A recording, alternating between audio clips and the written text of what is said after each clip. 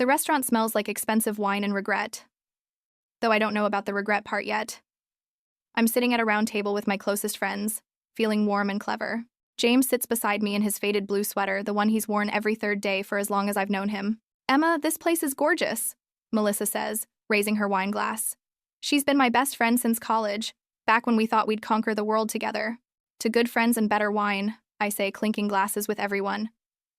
Derek, Melissa's husband, Amanda, from work, and her new boyfriend Ryan all join in. The conversation flows easily. We're laughing, ordering appetizers, sharing stories. Then Melissa starts teasing Derek. "He forgot our anniversary again this year," she says, rolling her eyes. "I had to remind him the morning of." "In my defense," Derek protests, "I thought it was next week." Everyone laughs. Amanda jumps in with a story about Ryan's cooking disaster last weekend. And suddenly we're all sharing funny stories about our partners. That's when I make my mistake. "You want to talk about creatures of habit?" I say, refilling my wine glass. James still uses a flip phone. In 2025, James smiles politely beside me. But I don't stop. He has 3 sweaters he rotates. 3. And he eats the same breakfast every single morning, oatmeal with exactly 7 blueberries. Not 6. Not 8. 7. Ryan laughs. That's commitment to routine. "Oh, it gets better," I continue, encouraged by the attention. He reads physical newspapers. Has a whole vinyl record collection he plays on Saturday mornings. And grocery lists? He writes them on paper with a pencil. The table erupts in laughter. I feel witty, entertaining. I glance at James and catch something in his expression. His jaw tightens for just a moment, but then he takes a sip of water and the moment passes. "You're living with a time traveler," Amanda jokes. "Honestly, sometimes it feels like it," I say, immediately regretting the words even as everyone laughs again. The dinner continues. We order dessert. Make plans to do this again soon. When we leave, I hug Melissa and Amanda goodbye, feeling good about the evening. In the car, James is quiet. "Tired?" I ask, reaching over to squeeze his hand. "Yeah," he says. "Long day." At home, I kiss his cheek. "Love you," I murmur before we both fall asleep. I wake up to an empty bed. The apartment is too quiet. I pad into the kitchen, expecting to find James with his newspaper and oatmeal. But instead, he's on his laptop, scrolling through his phone. A smartphone, not his flip phone. I freeze, staring at the sleek device in his hand. "When did you get that?" I try to keep my voice light. "Yesterday." He doesn't look up. "I ordered it online." "You were right. It was time to upgrade." His tone is flat, neutral. There's no warmth in it. I notice his clothes, a fitted black t-shirt and dark jeans I've never seen before. "Where's your sweater?" "I donated them," he says. "All of them. They were old and worn out." He stands, pours coffee into a travel mug, and heads for the door. "Where are you going?" "I have errands to run." No kiss goodbye, no "I love you." Just the sound of the door closing behind him. I stand alone in the kitchen, a strange unease crawling up my spine. This isn't like James. He's a creature of habit, predictable and steady. That's what I've always loved about him, his reliability. But maybe I hurt him more than I realized. I grab my phone and text Melissa. "Did I go too far at dinner last night?" She responds immediately with laughing emojis. "You were hilarious." Derek couldn't stop laughing on the way home. The knot in my stomach doesn't go away. 2 days pass, and James continues to change. When he comes home from his errands, he's carrying shopping bags from stores he's never shopped at. Designer brands. Expensive labels. His hair is cut differently, styled with product. That evening, I corner him in the living room. "James, what's going on? Why are you changing everything?"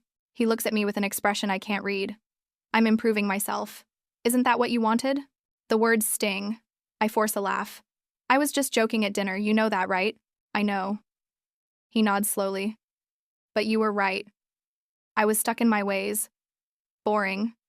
Predictable. I needed to change." The way he says boring feels like a knife twisting in my chest. "James." I reach for his hand, but he pulls away gently. "I'm going for a run." I joined a gym. A gym? James has never been interested in fitness. He preferred quiet walks in the park, reading on the couch, listening to his records. I watch him leave in brand new running shoes and athletic wear. Then I call my sister Rachel. "Something's wrong with James," I tell her, explaining everything. She listens quietly. "Did something happen before he started changing?" I tell her about the dinner party, About my jokes.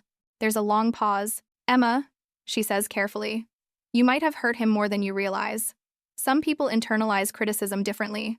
He might be trying to become what he thinks you want. Her words terrify me. I don't want him to change. I want my husband back. That night, I find his vinyl collection boxed up in the spare room. What are you doing with these? My voice shakes. Selling them, he says without emotion. I don't listen to them anymore. I'm streaming music now. It's more efficient. Efficient. The word sounds wrong coming from his mouth. James never cared about efficiency.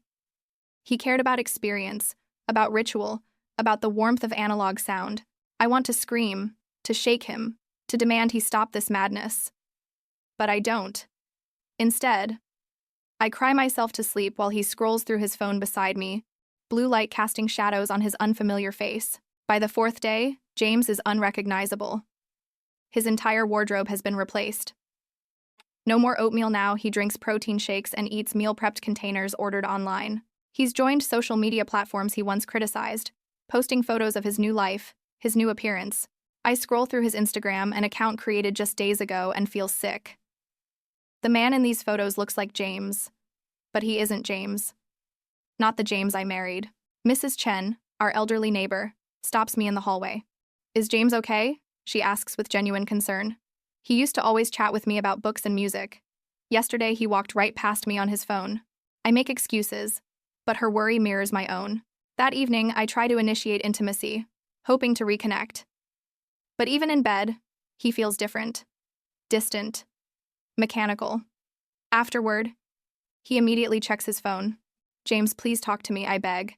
Tell me what's really going on. He sets down his phone and looks at me with empty eyes. I'm becoming better, Emma. More interesting, more successful, more attractive.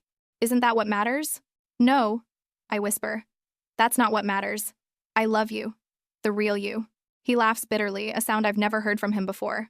The real me? You mean the boring guy you mocked in front of our friends? The guy who was so predictable and stuck in his ways that he embarrassed you? The words hit me like a physical blow. I didn't mean it like that, I say, tears streaming down my face. I was just joking. I was stupid. I'm sorry. I know you're sorry, he says quietly. But it's too late.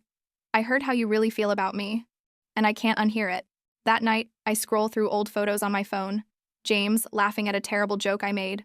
James wearing that faded blue sweater, looking content. James dancing badly at our wedding, not caring who saw. I miss that man desperately. I call his brother Michael, who lives in another state. That doesn't sound like James at all, he says when I explain. He's always been confident in who he is. This sounds like a breakdown disguised as self-improvement. His words terrify me because they ring true. This isn't growth, it's erasure. My husband is erasing himself, and I'm the one who pushed him toward the delete button. I can't watch this happen anymore. I gather the people who truly know James. Michael flies in immediately. His best friend Tom has been texting with concern, and Rachel helps me coordinate everything. When James comes home from the gym, he finds us all waiting in the living room. What's this? He asks coldly. Michael stands up. We're worried about you. This isn't you, James. Changing your clothes or your phone is one thing, but you're erasing everything that makes you who you are. James sets down his gym bag, jaw clenched. I'm improving myself. Why is everyone so threatened by that? Tom speaks up, voice gentle but firm. Because improvement means becoming a better version of yourself, not a different person entirely. You've abandoned everything you loved, your music, your hobbies, your personality. That's not improvement, that's self-destruction. James looks at me, and for a moment, I see real pain flash across his face. You don't get it, he says, voice breaking slightly. I heard what Emma said. How she laughed about me. How embarrassing I was, how boring. I moved toward him. I was wrong. I was thoughtless and cruel. And I have regretted those words every second since that night. But James, I fell in love with you because of who you are. Your quirks, your habits, your authenticity. I don't want you to change. He shakes his head, backing away. You say that now. But what happens in 6 months? A year? When I'm back to being predictable and boring? You'll resent me again. I never resented you. I cry. I love you. I love your vinyl records and your oatmeal routine and your terrible sweaters. I love that you don't care about trends or what's popular. I love that you're genuine. The room falls silent. Michael puts a hand on his brother's shoulder. We all love you, man. Exactly as you are. Emma made a mistake. But don't let one bad moment destroy who you've spent your whole life becoming. James's shoulders begin to shake. He covers his face with his hands, and I realize he's crying. I've only seen him cry twice in 9 years at our wedding, and when his father died. I wrap my arms around him, and this time he doesn't pull away. He holds on to me like I'm the only thing keeping him from falling apart. I don't know who I am anymore, he whispers against my hair. I'm so lost. The intervention breaks something open in James, but not in the way I hoped. Over the next few days, he spirals further.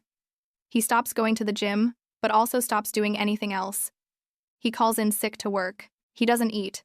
He just sits in the spare room, surrounded by boxes, the vinyl records, the old sweaters, the newspaper clippings he saved over years. I take time off work. Rachel brings food. Michael extends his visit. Tom checks in daily. I destroyed him. I tell Rachel one evening while James sleeps. I destroyed the man I love because I wanted to get a few laughs. Rachel hugs me tightly. You made a mistake. A big one. But James is struggling with something deeper. Your words triggered something. But this goes beyond one dinner party. Her words make sense, but they don't ease my guilt. One afternoon, I find him going through old photos on his laptop. What are you doing?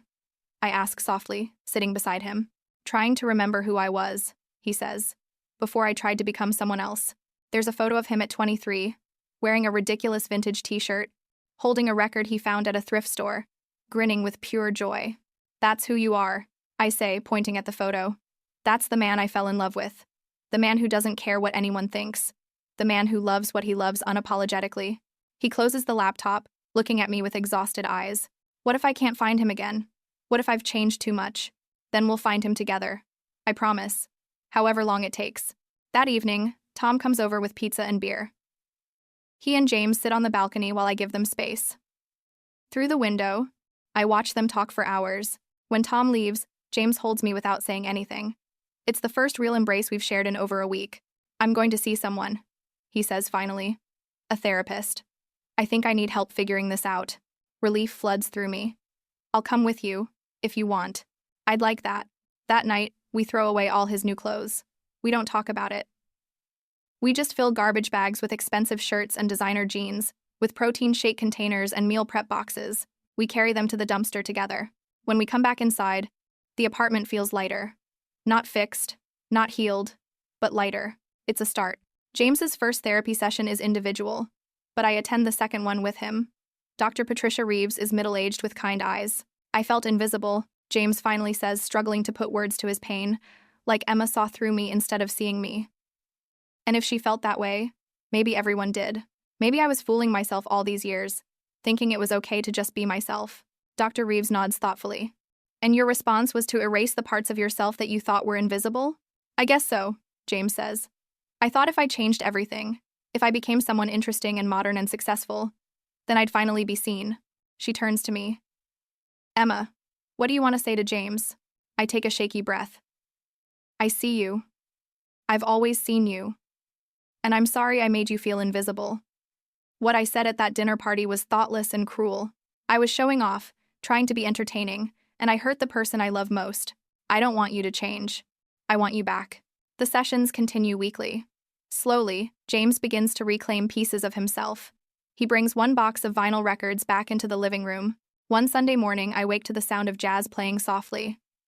I find him in the kitchen, and there, on the counter, is a bowl of oatmeal with exactly 7 blueberries. I burst into tears. He sets down his spoon and holds me while I cry. I missed this. I sob against his chest. I missed me too, he admits. He starts wearing his old clothes again. The ones I saved from the garbage bags at the last minute. The faded blue sweater reappears. His flip phone stays in a drawer. He keeps the smartphone but uses it minimally. We attend couples therapy together, working through deeper issues. I learn about the pressure he's felt in his career, the subtle ways he's been told he's not ambitious enough, not modern enough. My words at the dinner party weren't the cause, they were the final straw. We talk about communication, about respect, about the difference between gentle teasing and casual cruelty. I learn to think before I speak, to consider how my words might land, to never use someone I love as entertainment for others. 3 months after the first dinner party, I host another one. Same restaurant, same friends. But this time, everything is different. James wears his faded blue sweater. He's brought his flip phone, and when Melissa notices and starts to comment, I speak before she can finish. I love that phone, I say firmly. James doesn't need to be constantly connected to be present. He's the most present person I know. James looks at me with surprise and gratitude. The conversation flows differently this time. I pay attention to how we talk about our partners, and I realize how casually we all criticize the people we love. When Derek jokes about Melissa's terrible sense of direction, I see her face fall slightly. When Amanda mentions Ryan's lack of fashion sense, I catch his uncomfortable smile. You know what? I say, interrupting the pattern. James is the most authentic person I've ever met. He doesn't change himself to fit trends or expectations. He knows who he is and what he values, and he lives according to those values every single day. That's rare. That's beautiful. The table goes quiet. James reaches under the table and squeezes my hand. And Emma, he says, looking at me with love in his eyes, is learning to be more authentic too. She's learning that real entertainment isn't at someone else's expense. That real love means building people up, not tearing them down for laughs. Melissa shifts uncomfortably. I think we all needed to hear that. Derek, I'm sorry for all the times I've made jokes at your expense. The evening transforms into something deeper. We talk about respect, about the words we use, about how easy it is to hurt the people we love when we're trying to be funny or fit in. On the drive home, James is quiet again, but this time it's a comfortable silence. Thank you, he finally says, for seeing me, for really seeing me. Always, I promise, always. It's been 6 months since the first dinner party. James and I are stronger than we've ever been, but the scars remain. Some mornings, I wake up and watch him sleep. Terrified I'll see that emptiness in his eyes again. But it hasn't returned. One Saturday morning, I wake to the sound of vinyl records playing. I walk into the kitchen and find James making breakfast. 2 bowls of oatmeal sit on the counter. He's carefully placing blueberries in each bowl. 7 in his. 7 in mine. I never asked why 7 blueberries, I say, sliding my arms around his waist from behind. He smiles, the genuine smile I fell in love with years ago. My grandmother used to make me oatmeal when I was a kid. She'd put 7 blueberries in it and tell me each one represented a day of the week. She'd say, James, no matter what each day brings, you start with sweetness. I've done it ever since. I feel tears prick my eyes. This beautiful, meaningful ritual that I mocked so carelessly. I'm sorry, I whisper for the 1000th time. I know, he says, turning to face me.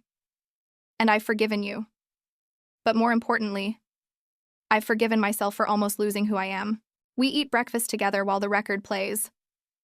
Mrs. Chen knocks on our door later, and James spends 20 minutes chatting with her about the book she's reading. I watch him, this man who cares deeply about small connections, about preserving rituals, about being genuinely himself. That afternoon, we go through his vinyl collection together, and he tells me the story behind each record, where he found it, what it meant to him, why he loves it. I listen with my whole heart, seeing him, really seeing him, in a way I failed to do before. I almost lost you, I say as we're putting the records back. Never again, he promises. Never again, I echo. And this time, I mean it with every part of my being. A year has passed. James and I celebrate our anniversary at the same restaurant where everything nearly fell apart. We don't invite friends this time. This dinner is just for us. He wears his faded blue sweater.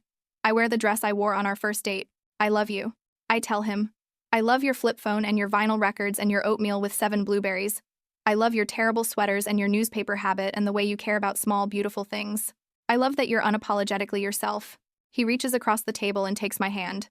I love you too. Even though you're not perfect. Even though you make mistakes. I love that you're learning and growing. I love that you fought for us when I was lost. We're not perfect. Our marriage isn't perfect. But it's real. And it's ours. And it's built on a foundation of genuine acceptance now. I've learned that love isn't about molding someone into what you think they should be. It's about celebrating who they are, quirks and all. That night, we dance in our living room to one of his records, moving slowly, holding each other close. This is the man I married. The man I almost lost. The man I'll spend the rest of my life seeing, really seeing, exactly as he is. Thank you for not giving up on me, he whispers.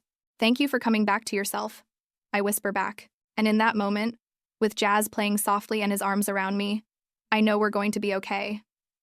Not because we're perfect, but because we're real. Because we see each other. Because love, real love, means accepting someone wholly, 7 blueberries and all. The end.